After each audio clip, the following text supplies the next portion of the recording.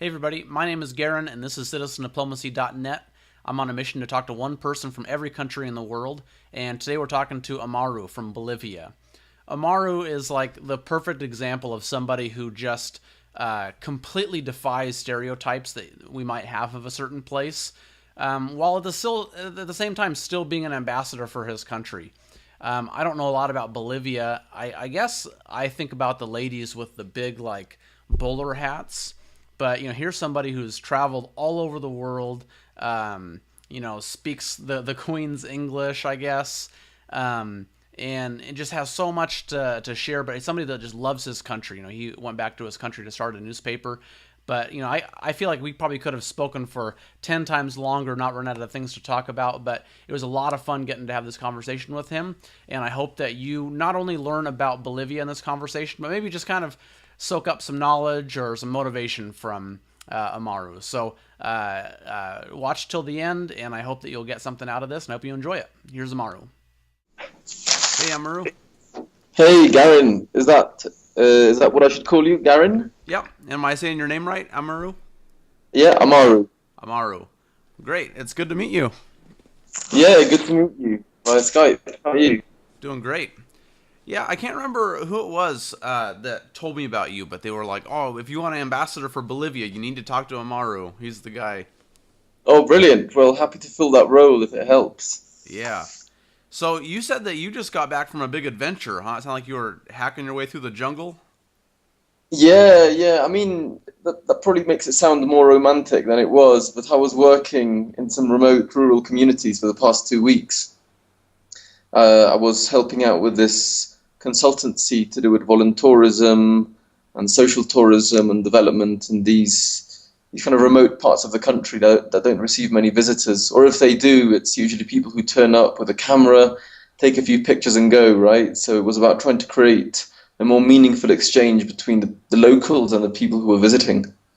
Wow. How? So is this the kind of work that you normally do, or how did you get involved with this? I don't know the kind of work I normally do. It's just one of these things. I got back to Bolivia about a year ago after living 10 years, well, 8 years in the UK and 1.5 years in the States. And since I arrived, I've just been trying to find different things to do, but just taking it a day at a time and just doing whatever seems most interesting and most meaningful at that time. So in my day-to-day, I'm a journalist. So I run this organization called Bolivian Express, which is a magazine. It's an English language magazine distributed nationally in print, and we also have a website, so it reaches people abroad. But I do the odd piece of freelance journalism, I do the odd consultancy, I do some editing, whatever's meaningful, as I say. Cool, cool. Is that what your background is? What did you do journalism in the UK and in the US? No, I did my degree in the UK. I did it in politics, philosophy, and economics, a joint honours, but it was mainly philosophy. Hmm. So as you can imagine, when I left university, I felt quite useless. Like maybe I had explored a lot of it, big, important ideas in depth, but I couldn't do very much in a practical sense. Yeah, people are like, we're not going to give you a paycheck to sit in a room and think about things. No, exactly. Wow. So that was a big crisis, but I think it's more common in the UK. People don't do as many vocational degrees. You just Hmm. do whatever you're interested in, and then you end up working in wherever, really. I have friends who've become bankers who studied Latin. It's one of these strange things. But then I did a master's in social science of the internet. Oh, Uh, yeah, that was super interesting. And again, that was just spur of the moment kind of idea that I was interested in. And that then led me to work in telecommunications. So then I started working for this big multinational, which was kind of exotic for me. I worked for them for 2.5 years. They took me to the States. They took me over to Silicon Valley, and I was working in these things to do with strategy and innovation. And it was strange. Sometimes the analogy I give is that there are anthropologists from England who go and visit an Amazonian tribe to understand the other, the exotic, the unknown. And for me, that world of the corporation, that was the big unknown. That hmm. was the world that really wasn't in my DNA or in my background. So I did that until September last year, and I had already started Bolivian Express. Can you still hear me? Yeah. Okay, great. Yeah, Yeah, it your kind of image. froze up on us, but hopefully it'll keep going here in a second. There we go. Okay, yeah, we're back. So I did that till about September last year, maybe earlier. And one day I thought, I just need to go back to Bolivia. It's time because I had been for almost a decade abroad. I knew that this is where my roots were. This is where I want to live. And it's strange, there are so many people trying to leave Bolivia. There are so many people, with this American dream or a European dream, thinking, wow, I'm going to make it. And thinking you're a fool if you're living in Bolivia, if you can live abroad. But I guess it takes leaving the country and seeing it from the outside to learn that that's not necessarily the case. Hmm. Things more important than, I guess, your earning capacity abroad or career development. There are things so meaningful and important that need to be done right now in the country. Hmm. So I wanted to be a part of that. Yeah, my girlfriend and I, and my dad, the three of us went down to Chile and to Colombia. Hmm. And when you say Colombia in the States, people are like, drugs and, cartels and it's dangerous. Why in the world would you want to go to Colombia? And we were only there for a couple weeks, so it's not like, I got such a huge insight into the culture, but the lifestyle was just beautiful there. And it's the same thing. People in America think kind of the same thing. We're at the top of the rung. Everybody else is kind of vying for position, but it's like, no, anywhere in the world, but especially in some of those Latin places, there's a flavor and, it's not like, every place has strengths and weaknesses. Yeah, absolutely. I completely agree. And there's not so much a saying, but there's a phrase that's sometimes used here, which is nadie puede contártela. Nadie te la puede contar. So no one can tell you what it's like. You have to see it for yourself, Mm-hmm. right? And I think something I can find here is fulfillment, right? I can do something that's a reflection of my values and my principles and a place and I feel associated with, and there's family and there's friends, and all of those things in the end outweigh whatever other opportunities. And it was great, and I feel really privileged to have been able to travel the world and live in other places and see what it's like, see it for what it is and what it isn't, Mm-hmm. the good and the bad sides. But even in Bolivia, I was traveling in these remote rural communities, and I met people who, we're not talking of these tribes who haven't contacted civilization, but people who really weren't part of any larger system. Maybe a small village where 7 or 8 families live, Mm-hmm. and they have no electricity. Yet, their spirit really shines through. They can live. They certainly have needs. I think it would be too romantic to say, hey, they have a better life or they're happier. But they definitely found meaning in what they did. Um, they were able to produce their own things. They were able to share a lot more time with each other, and they were quite happy, especially the older generations, just being there. Mm-hmm. I think maybe it's in our genes. When we're young, we want to travel, we want to see other things. We'll never be contented with what's given to us. But something else that occurred to me when I was in the States is there are so many people who are quite wealthy who were talking about their money problems. Mm-hmm. Right? So there they were living in a huge house, sending their kids to very expensive universities, 3 or 4 very nice cars. Yet they talk about, the stress of paying the bills. And I just couldn't help thinking to myself that these are problems that you've created for yourself, or maybe to take the blame away from them, it's I guess a consequence of living in a society which does demand you to pay mortgages, to be part of systems, to get health insurance. And my mum sometimes says bees have to move their wings very fast to stay still, right? And that's certainly something I feel when I'm in England or in the States, right? You just can't stop, because even just to stay where you are, you have to do so much. Sorry, so I'm just gonna. No problem. Yeah, you have to work, and you have to not stop. And in Bolivia, at least, it's a place where you can take a bit more time off, because there are friends and there's a community that does it in the same measure, allow you to fall back on them, Mm-hmm. and at the same time, sometimes asks to fall back on you, Mm-hmm. right? So there's a lot of reciprocity.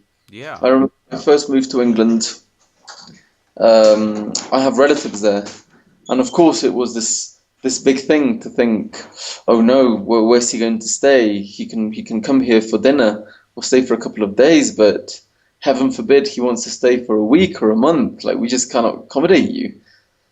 And here in Bolivia, people would take it, if you had family, they would take it as an offense if you didn't go and live with them if you're moving to another city. Think what? You're not moving in with family. You think you're too good for us, and they'll make room in their living room. Maybe they'll make room for you in their own bedroom, and they'll share that space, and it might be limited, but you have that opportunity. And going back to the States, like I knew people who wanted a lot of things. I want a $60,000 car. I want a $2 million house. And I remember thinking to myself, the moment I want a $60,000 car, I'll be $60,000 poorer Mm-hmm. without doing anything, because here is a material need which within my current situation I cannot fulfill, and it will exist in my life not as a presence but as a lack. It's something I don't have, right? Mm-hmm. And since coming to Bolivia, I mean, I wouldn't say I live in squalor or in the gutter or I go hungry, but I think I can live a lot more basically, Mm-hmm. and not find meaning in things, but in people and interactions and projects. Yeah. I don't know what you would think about this, with everything that you've just said and then like your experiences and things you've been a part of, but it seems to me like we're becoming really fascinated with kind of like a return to our roots or like maybe kind of our primal origins. And an example, just to use a metaphor, would be like the paleo diet. People are interested in eating how the first humans lived. And it's kind of like this, we've come so far that we're kind of interested in figuring out where we came from and a return to the basics. And that's obviously just an example of how we eat, but I think that same thing is happening in a lot of different parts of how we live. And some of the things that you mentioned, like in developed like first world countries, you don't rely on your family. Well, we're supposed to. Like you're supposed to be a part of a strong community, and some people look at it as a big victory that I don't have responsibilities. I don't have somebody tying me down. I can do what I want. Well, that's what gives you fulfillment, is having people that rely on you, because we're here to support the people around us. Completely. Or like you said, fulfillment.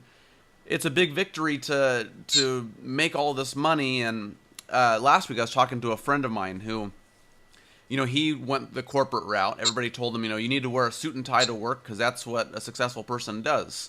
And, God forbid you ever thought about the trades, because, a vocational occupation is not, a high class thing. Well, now he does that, and he has a corporate gig, and he said, what? I think I would gladly take a pay cut if I could work with my hands and say, look, I made this. See, I'm a carpenter. Maybe I don't make $100,000, but look, I'm a man and I made this. And I think that just kind of across the board in how we organize ourselves and how we live our daily lives and the jobs that we do, we're kind of attracted to our origins, and it'll be interesting to see in Yeah. another decade. Maybe we kind of have a return to a more a simpler, smaller, community-based, artisanal kind of economy or something like that. Yeah, I agree, and I can see it all around me. I mean, what you mentioned about the paleo diet, especially, I think it's a symptom, at least in developed societies, of an inner existential crisis, right? Mm-hmm. It's what people would say about the modern novel. It's a story of people or humanity fighting against itself, fighting against the products of its success, right? Thinking, no, I want to live more basically, even if all of these things are around me. Sometimes almost masochistically, right? Sometimes almost depriving yourself, yearning the feeling of necessity, yearning the feeling maybe of hunger or of unfulfillment, just because it's so easy to overdose, not only on food and material possessions, but on experiences. Let me tell you something about San Francisco when I lived there. I developed this theory, and I love San Francisco. Don't for a second think I don't. But it seemed to me like it was a super society. There was great food, the weather was, more or less good. Mm-hmm. There were people in industry and in creative professions who were doing amazing things. So it's almost like this model citadel. But because there were so many people who had been offered or had been promised so many things from life, people suffered from a deep sense of what I and other people call FOMO, right? Fear of missing out. Mm-hmm. So, for example, if they went to a Vietnamese sandwich shop, they would they couldn't enjoy their sandwich because they'd always be thinking there must be a better Vietnamese sandwich out there. Mm-hmm. And they'd go on Yelp and they'd review the hell out of these places. They'd maybe spend 3 or 4 hours dissecting this actually very simple experience that maybe doesn't need to be verbalized.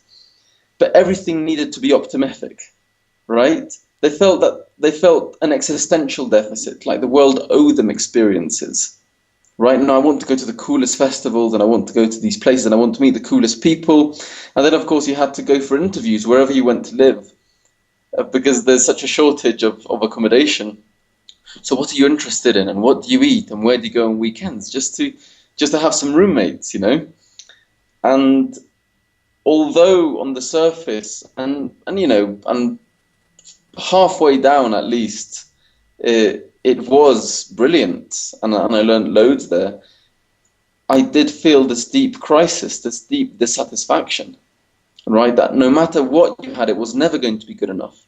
And here were people who had moved away from having material possessions. They were multimillionaire startup entrepreneurs who were living in warehouses or lofts, thinking, I don't need all of this. Fine, they had made that leap, but they still had this huge ambition, linked to the individual, not linked to the community. Can you still hear me? Yep.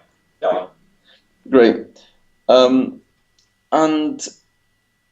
again, not to romanticize what it's like here, but people don't entertain the same concept of the narrative of their life, right? And the day-to-day importance of what they're doing, right? Sometimes they're just grateful to have a plate of food in front of them, grateful to have a small technological advance offered to them. Mm-hmm. But making things, yeah, I remember when I remember speaking to people when I was a lot younger, and I asked them, what do you do for a living? And they'd say, well, I work in this company. So what does your work involve? I knew what their company did, but what part do you do? Do you do the bolts? Do you do the wiring? And I said, well, no, I go to meetings. I said, what do you mean you go to meetings? How do you make a living? Oh, yeah, of course, I go to meetings. I meet with people and we talk and we make decisions. And that, to the 7, 10-year-old brain just seems incredible. How do you go from words and conversations and emails to owning a house, Mm-hmm. right? To having a car that you can drive, to having so many material things around you that someone has created. So I feel in my own life that need to create things outside of myself, things that I can touch and that I can see. And let me see if I have one around here. So this is the magazine I produce, right? This is Bolivian Express. And I can touch it and I can show it to people and I can share it and it means something. I don't know. And although I wouldn't go as far as saying that what's virtual isn't real, I think it's a lot, in very obvious ways, less tangible. Yeah. And I think people just really underestimate the power of that. The power of holding something. Like, this is a goofy example, but I went to Mali a number of years ago, and I volunteered with an organization there, and they had this big pile of lumber laying there, and we didn't have any place to eat. We had these benches, but every night we would make food, and we would just pull the plates on our laps and eat our food. So this one day I found some tools, and I cut up the lumber, and I built a big picnic table. It was big enough for about 10 people to sit at, so every night we could eat dinner together. And I was going through some pictures the other day looking for a certain picture, and I kind of just got stuck in nostalgia, and I was browsing through my old photos, and I saw this picture of all these kids drawing in coloring books, like, 6 years old, at the table that I built. And Wow. and I just thought, man, like, you know, I've done some interesting and some things I'm proud of since then. But I was like, I don't know if I can think of anything as tangible in the last many years that I can look at like that, and see those kids on Mhm. top of it and go, yeah, I made that. And Exactly. people don't totally grasp the power of that. So yeah, I wish that's something that I've been thinking a lot more about lately. And kind of going along with some of the things you were saying too. Do you know about the Basque country in Spain and Yes. France? Yes, of course. So my family's Basque, and my all of my great grandparents are from there. And one of my grandparents, my grandpa, he's the most recent one to come over. So he left when he was 16, and he packed up 2 suitcases, got on a boat. There were so many, I think there was like 12 kids or something that the family couldn't feed him anymore, and they were going to give him to the church so that he would become a priest and they would feed him. And he Wow. he said, I'm not the church, I'm not the priest material, the priest type. So he packs up 2 suitcases, gets on a boat, goes to America, doesn't speak English, doesn't know anybody, and he became a sheep herder. And Wow. that's how he just made a new life for himself. And I think in the last few years I've figured out a lot of things for myself, and I have a more fulfilled lifestyle, I guess. But there was a while where I was pretty restless, and kind of like what you were saying. For me, it was always travel. I was like, well, if I go do this adventure, then that means something. And if I go here and if I do this, and if I have these crazy stories, that's what matters in my life. And I started thinking, my grandpa never thought about that. He didn't want to go to America so that he could show that he had done this adventurous, enormous thing. For him, it was about survival. And he never found meaning in wild, crazy, unique things. For him, his meaning was feeding his kids the way that his parents couldn't feed him. And he wasn't any less happy than I am. He's probably more happy than I am. And he didn't ever lament the fact that he was a sheep herder. For him, that was his role in life, was being a provider. And I just think a lot about how much we have, like just the same thing that you're saying. Materially, we have so much, but we're not necessarily any richer than generations past, or maybe like you said, people in rural Bolivia, who have a different set of possessions, maybe. Yeah. Yeah. Yeah. And what you were saying earlier about the returning to your roots, I think again it's almost tribal, right? It's Mm-hmm. something in our nature as well that sometimes we want to discover. Whatever our tribe means. It could be the neighborhood where you grew up. It could be a country. It could be an ideology. It could be a football team, Mm-hmm. right? But we seek out these groups of people, or with all of its iconography and with all of its meaning. And sometimes people you have no relation to. Like, of course, I can say I love Bolivia, and I can say that I'm committed to to building a life for myself and to doing something for this country. Yet so many people in this country are alien to me. They have such different worldviews. It's this Mm. thing that exists in my head, but they're still a construct of my roots Yeah. in some sense, and that's maybe sufficient. And another thing, when you were talking about your granddad being a provider and that being his sense of fulfillment in life and maybe his source of pride, that's something I've realized through the magazine as well, in a different way, that to find real meaning, maybe you have to look outside of yourself, right? I've seen people who've been going through very serious personal crises, maybe teenagers who were not too careful with what they were doing and suddenly ended up pregnant and suddenly had a kid. And of course, it's super difficult, it's stressful as hell, go through very difficult times, but all of a sudden their life has meaning. Mm-hmm. At least they don't feel that there's no reason for them to be on this planet, right? Yeah. They exist for someone else, and that keeps them strong. They Mm-hmm. can't afford to they can't afford to be weak because another life depends on them. And okay, I mean, I don't have kids, but I feel that having this organization, right, which produces something that I hope is valuable to society, that there's an expectation that it comes out and it's free, and it it gives meaning to me, and it doesn't. I don't let myself get low. I don't let myself wallow in my own problems because I think shit. Some friends and I have created something that's much bigger than ourselves, Mm-hmm. right? Something that will probably outlive us. I hope, Yeah. you know. And it's in a sense having a company or having a small organization of this kind is like having a child. Mm-hmm. Yeah, and it's that's a little version of a legacy, like you said, something that you are going to leave behind.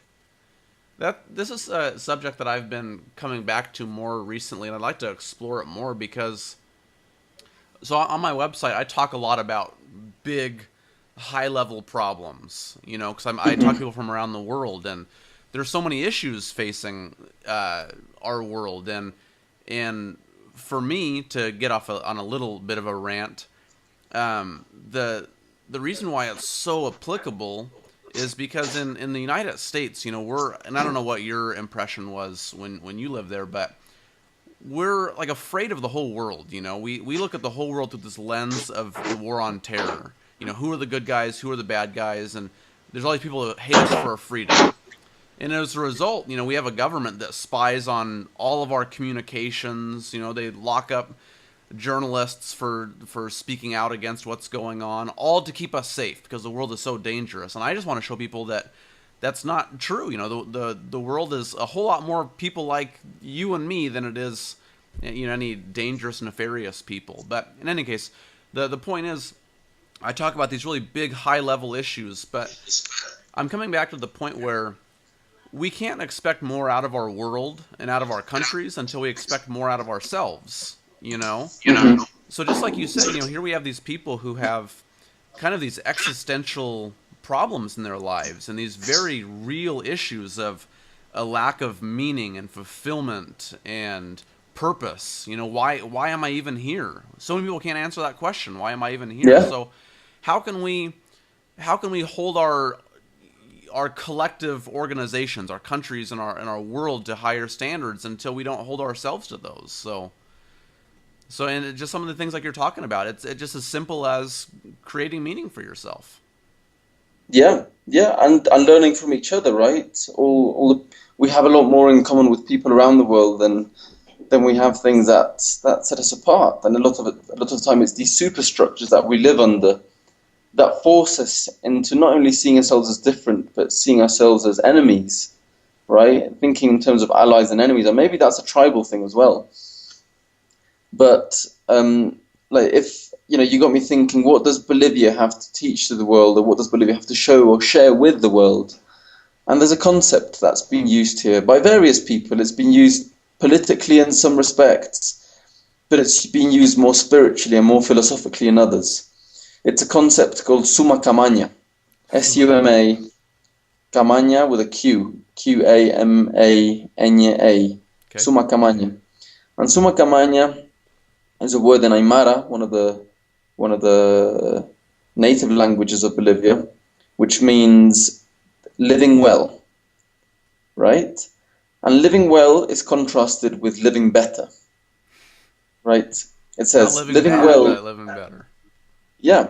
It says to live well, you need to live in harmony with the people around you, with Mother Nature. You need to live uh, within your community. Living well is not living with a lot, it's living with just what's necessary. And that's an ideal that's been promoted nationally, right? And it's contrasted to living better because that's certainly something that's prevalent not just in the States, but in the UK. If you ask someone, would you rather have $10,000 or would you rather have, well, would you rather have $10,000 and everyone else has 5,000, or would you rather have $20,000 and everyone else has the same as you? And a lot of people, for them, status means showing that you're better, showing that you're more as an individual, right?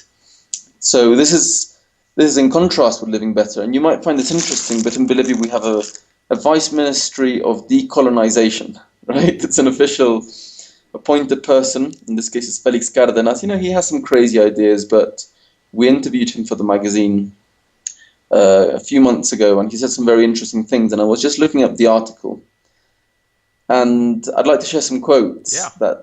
that he shared with me that I think taught me a lot. He said, "We are in agreement that we're after a new way of living, a new civilizatory paradigm. That's what's under discussion. There are people who think we need to build a form of communitarian socialism or Andean capitalism. We propose not one nor the other, but rather to take ourselves as a starting point. The name is not important, but rather what we're after, a new type of society. We want to understand conceptually what it is that we want as a country. Bolivia has been a country without an identity, a failed state that has tried to be modern. We're not seeking a modern society. We're looking for a postmodern one."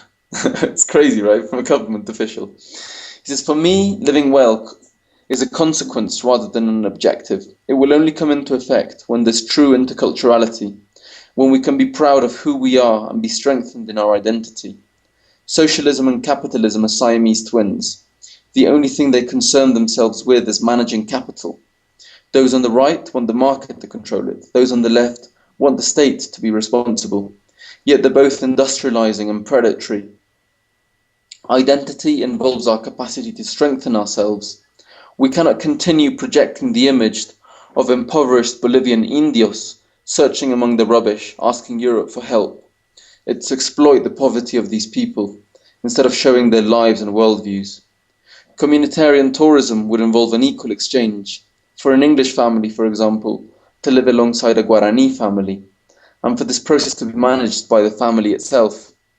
I believe that we have to show the world that we're not a museum piece, we're a reality. For 500 years they have tried to make us disappear, but we're saying here we are, and moreover we are. Insofar as identities are weak, they will always run the risk of being penetrated and distorted. We mustn't fear globality. Just because I'm Aymara, it doesn't mean I'm condemned to only dancing to my own music. That would be to close myself out. It's precisely because I know who I am that I can dance to rock and roll better than any rock and roller. I could live in New York City, but I don't stop being Aymara." And then the last line he gave me, he says, "We're like a flower that's blooming after a long winter. I think our indigenous communities offer hope to the rest of the world. We have a philosophy to share. In the same way they came to evangelize us and show us a new way of life, today we have a mission to evangelize the rest of the world, to show them that there's a different way to live." Whoa. It's That's cool, really no? cool. Yeah. Man, I like that for so many reasons. I've said not so eloquently, but that in our world, and especially in my country, a lot of the problems that we're facing are extremely profound. They're so deep, and it goes down to the very core of government, and the subjects of how we organize ourselves and what it means to be a human. So you can't have superficial solutions to profound problems. You can't say, okay, well, the system is broken, so the solution is vote in better politicians. That's a superficial solution to a profound problem. You can't that's not going to solve the problem because the system itself is broken. So the solution has to be equally profound, and it has to be a solution on the most core level. Like, what does it mean to be a human? And Exactly. how should we organize our society to begin with? Like that guy said, we're not trying to catch up to the modern society. We're trying to create the postmodern. And he's the same thing. He's like, we don't care about your broken system. We want to completely rethink, what does it even mean to live together? We're going to draw a line on the map, and we're all going to be on this side of the line. What does that mean? How is that going to look in our daily lives? That's so cool that there's somebody doing that exact same thing. He's Yeah. like, let's find profound solutions to profound problems. Yeah, it's very inspiring and it's inspiring that he's empowered institutionally, right, Hmm. by a government, because governments, I know it's a thin line between telling people how to live and making it possible for them to make their choices. There's that big debate between liberty and I guess equality. And states do run the risk of being paternalistic and being authoritarian if they try and define the kind of lives that people should seek. But I think it's definitely a positive step that there's a government official, senior government official, who gets to be a philosopher, right? Gets to try and think about things from scratch, as you say, looking for deep solutions to fundamental problems that we face, not even as a country, right, as humanity. Mm-hmm. And I'm hopeful that some of these messages will land on the right ears, both nationally and internationally, and that it will change, even if it changes a couple of people's way of thinking. It's still a big deal, you know? Yeah. I really liked what he said about the rock and roll thing, and I can't remember the name of his ethnicity or the Manya or what Aymara, Aymara, yeah. and how he can be an Aymara anywhere. And um, I have a section on my website that's called the Manifesto, and it's kind of like my attempt at establishing kind of a philosophy that people can all share in.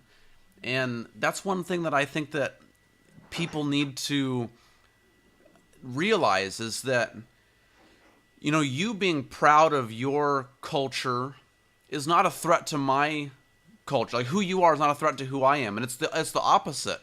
That you being empowered to be you and to be proud and to celebrate that allows me to be proud and to celebrate who I am. And we need to get to a point where we support each other, that we see the fact that we're connected, and when I see you celebrate who you are, and you have this magazine that promotes the best parts about your culture and the things that you're proud of, that's a victory for everybody, and I know it sounds like a crazy hippie kind of mentality, but that's it's like the rise, the tide rises all boats. Yeah, We have to support ourselves by supporting each other. absolutely. Yeah, I'm with you completely. Mm-hmm. I think it's a great initiative you have. I'd be interested to know what some of the projects you've worked on recently in your magazine that you've been particularly excited about. Okay, so I will get my latest issue actually, which is very relevant. So it's an issue on roots, Oh, right? In the broader sense, we for each issue we pick a word or a concept and we try and give it the broadest interpretation we can.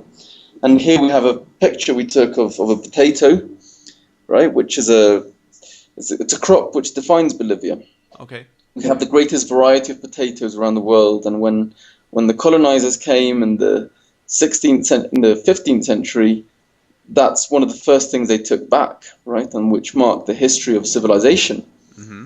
right? It's one of the major crops on which the world now lives.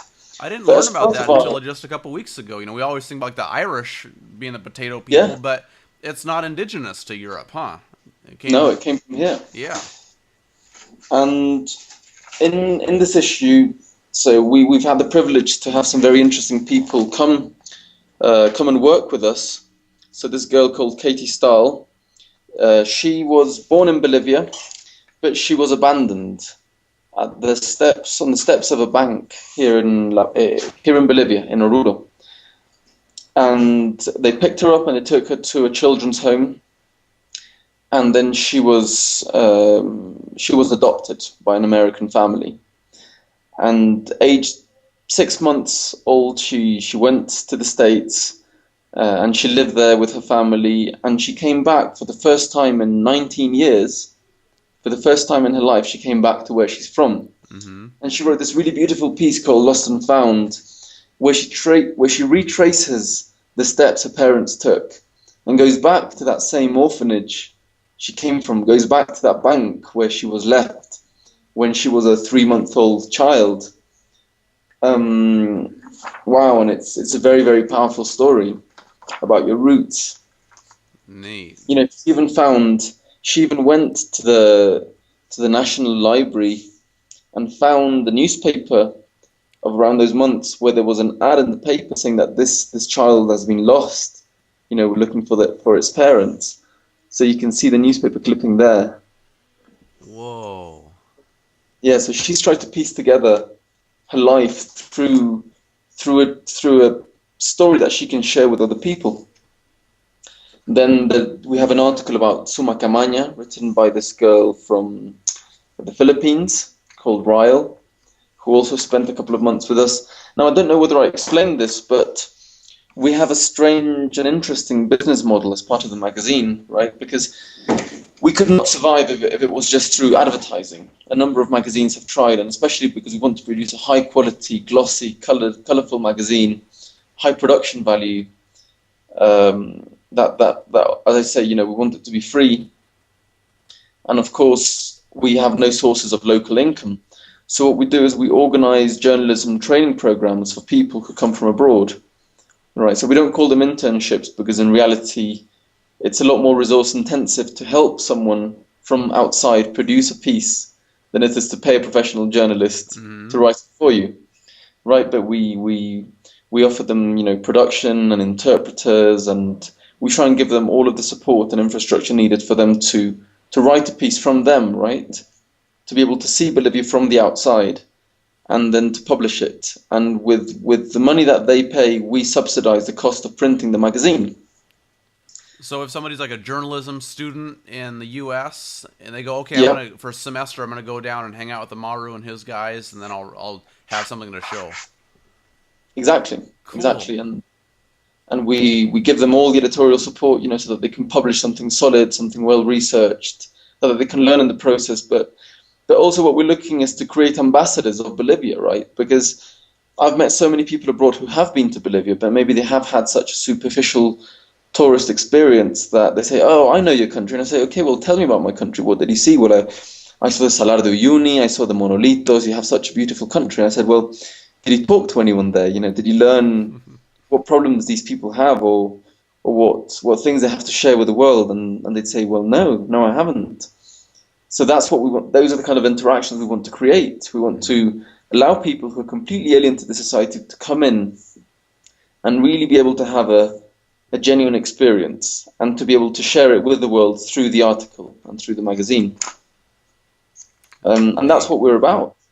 So obviously, if somebody's watching this right now, that we're several steps removed from their ability to do that. But what kind of, I don't know, do you have any stories that pop out into your mind that you could tell somebody to go, this is what encapsulates Bolivia?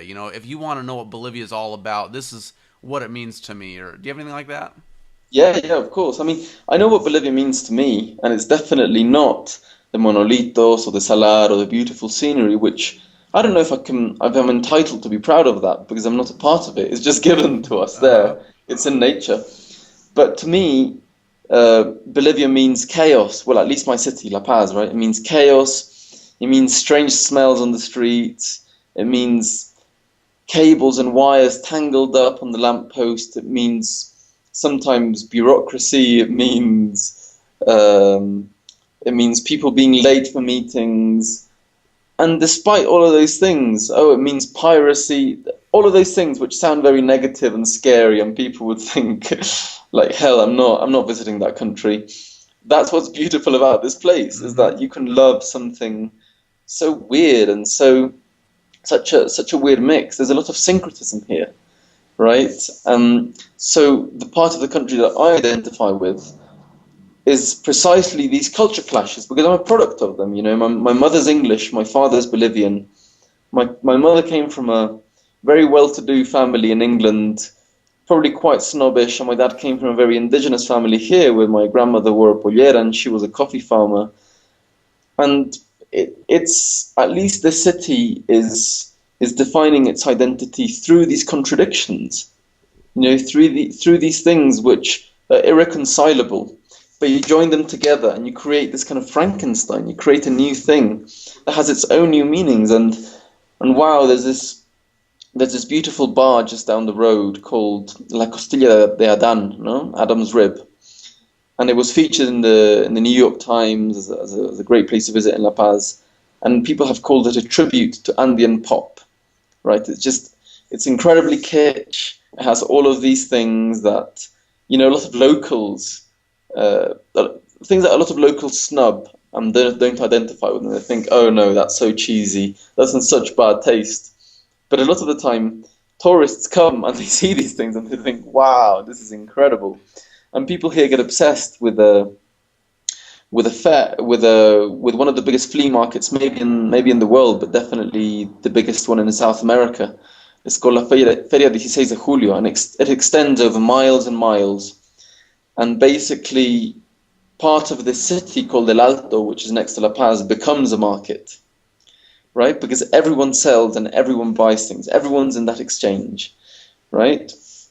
And they can find the weirdest clothes that were probably donated by someone in the States in the 1980s. It can seem very hipstery, right? But it's completely unintentional, right? Yeah. They're not being sold as, wow, buy these cool clothes to be in with the European crowd. This is what a lot of locals just buy because it's the clothes that arrive into the country. Hmm. So you see sometimes old ladies walking around with Nirvana t-shirts. you know, maybe they will never know who Kurt Cobain was, but those are just the clothes they wear. Yeah. And that's what's beautiful about this place. It's Hmm. that weird, really weird mix between. It's a place that refuses to be modern, right? As that vice minister said, it's a very postmodern place. It's completely wacky. Cool. That's a pretty awesome sales pitch.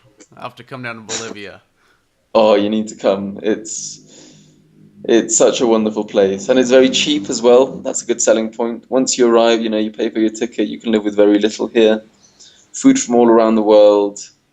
Um, People are still interested. I don't want to badmouth any other country or anything, but I've seen places like Cusco that have been so invaded by tourists that it's completely transformed everything. Right? It's transformed the vision of the locals who, when they see blonde people walking on the street, they just see dollar signs. You can see Hmm. dollar signs in their eyes because that's what it's a sad consequence of what that place has become. But here culture and a lot of these things are still more or less intact, and they still need to be shown to the world. But let's just hope that let's just hope people come to Bolivia seeking out those kinds of experiences and not seeking out beaches because we don't have them, we're landlocked, not seeking out casinos because we probably wouldn't do it very well, but trying to find something different. Yeah. That's something that I would like people to, uh, I don't know, appreciate more, I guess.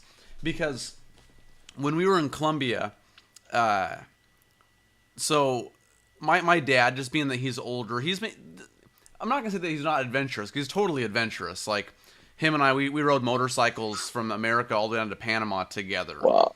and he's a So totally cool. adventurous guy. But he's just, um, I kind of maybe seek it out a little bit more, and I'm always like, oh my gosh, you know, my like I went to Vietnam and I didn't see any of the major sites. I didn't go to any of the big places, but my motorcycle broke down out in the countryside, and I had dinner with this family on Easter Sunday that happened to be Catholics, and we killed a goose and cooked up this big meal, and we were drinking homemade whiskey at noon and getting drunk and doing martial arts in the living room, and it was this crazy thing. So I seek that kind of stuff out.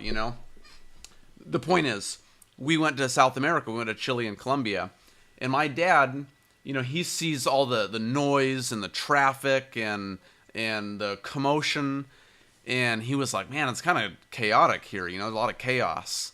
And I said, "Exactly, and that's what's amazing. I love the chaos. Because in where we're from, things have their own little box, and everything's nicely organized, and everything's neatly arranged, and it's just very organized, I guess.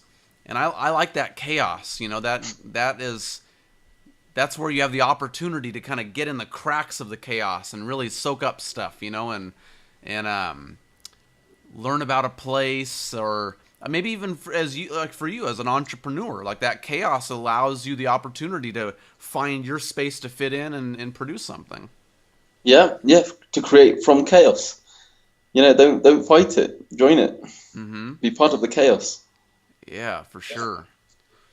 So, I don't want to take up, your whole day here, but are there any subjects that, whether it be personal, philosophical things or things about Bolivia, are there anything that we need to cover before we're done? Let me have a quick think. Let me have a quick think. Uh, I'd like to share something that means a lot to me in this context. And it was given to me by my mother a few years ago, and it's actually in Nahuatl. Nahuatl, from the Altiplanicia Mexicana, from the Mexican highlands. Okay. There's this old culture, and they have a song that I found in a compilation that my mum gave me, as I say, and it's called El Canto Nahuatl a la Vida Efímera, the Nahuatl song to ephemeral life, right? And it goes, I'll first say it in Spanish because Okay. that's the language I know it in. So it says, En un solo día se nos va nuestra vida. En un día llegamos, en una noche bajamos a la región del misterio. Solo estamos de paso en la tierra, solo hemos venido a conocernos. En paz y placer vivamos, que no lo hagan los que viven angustiados. Ancho es el mundo, vasta es la tierra. Ojalá viviera para siempre, ojalá nunca tuviera que morir. Mientras vivimos, con el alma rota, aquí nos acechan, aquí nos espían. Pero a pesar de las desdichas, no hay que vivir en vano.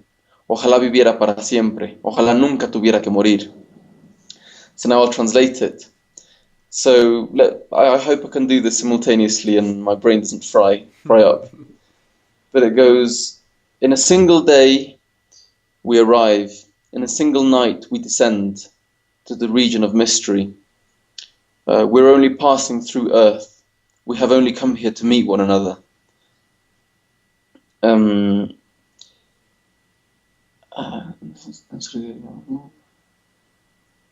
Let's live in peace and harmony. Let not those who live in anger and resentment. The world is vast, the earth is wide. I wish I could live forever, I wish I never had to die. While we live, they spy on us, they prey on us. But even with a broken soul, we must learn that we must not live in vain. I wish I could live forever, I wish I never had to die. So for me, that's really beautiful because it's this deep ancestral knowledge, which is just so wise. There's so much wisdom in that phrase, at least for me, that we've come here to Earth to meet one another, right? We're just passing through Earth, and if we don't do that, if we don't meet people from other cultures and from other places, people different to ourselves, then we're kind of wasting that life, Mm-hmm. you know. So that's something that means something to me. Yeah. How cool is it too that, like you said about the ancestral knowledge, here's something that's come from generations and it's still applicable today. You can hear that and you go, "Wow, that resonates inside of me. I understand that." Just a human emotion. Yeah. So that's, I think, what I have to share. I'd invite anyone seeing this or reading about it to read the magazine if they want to learn about different aspects of Bolivia that are not traditionally covered in the international press, not to do with planes being hijacked and presidents and treatises. We just try to write about people and find big stories and maybe small situations or in small characters, seemingly small. And also, I'll be giving a TEDx talk tomorrow, which is probably the reason that Christian put you in touch with me, and it will be about Bolivian Express. The title of the talk is The Accidental Entrepreneur, right? So I'm going to talk about how Bolivian Express is almost like an unwanted child, because I never wanted to be an entrepreneur. There was never in my life plans. It kind of I screwed up. It happened by accident. But even though at times in the past it did become a burden, it did become something that I owed responsibilities to. Today it gives me meaning and fulfillment, Mm-hmm. right? So it's not about, I earn 20 times less than I used to earn now, but I'm so much happier. I'm so much happier here because I can be supporting this this project, which is maybe no longer in its infancy. Maybe it's an adolescent company or project or organization now. So that's what I want to talk about. Cool. That's awesome. Um, yeah. There's so much going on in my head, like we could probably talk about this stuff for a long time. But if people want to read the magazine, can they find it online? They can find it online, yeah. What is It's it? up there. Every number's on there. BolivianExpress.com? BolivianExpress.org. .org. Okay, cool. Yeah, Yeah, I'll put a link to that on the show notes. brilliant. Well, thank you so much. I just And have one last question yeah, for you, and this please, might be the please. same thing as what you just shared, but I like to end this. I ask everybody this question. If you had the opportunity to share one message with the whole world, if you could have everybody's ears for just 1 second, what message would you want to impart to people? Let me think about this for some 10 or 15 seconds, Yeah, go for it. if you'd allow me that. Yeah, for sure.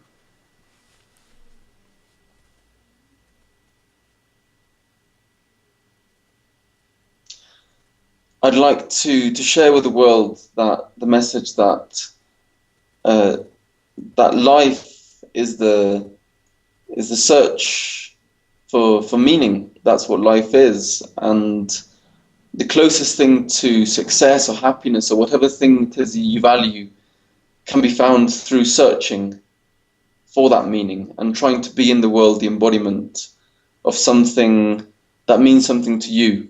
Paradoxically, uh, we're able to feel most content and most alive when we give to the world the thing that perhaps we need the most, right? Mm-hmm. So find something that you want, find something that's lacking in your life and try and give that to the world. In my case, it's been to try and create a bridge between two cultures which have very little to do with one another, right? Between England or between the English-speaking world and Bolivia. And through that, through which I think is, well, Bolivian Express and this project is something I am, right? It's almost the embodiment. It's a material embodiment of something spiritual to me, right? And in the same way that I'm surprised that sometimes the less people have, the more they're prepared to give. I think it's a message that everyone needs to carry with them. Give what you don't have. Always give what you don't have and what you most need. Oh, that's fantastic. Well, it's been an honor and a pleasure speaking to you today, and I hope it's not the last time.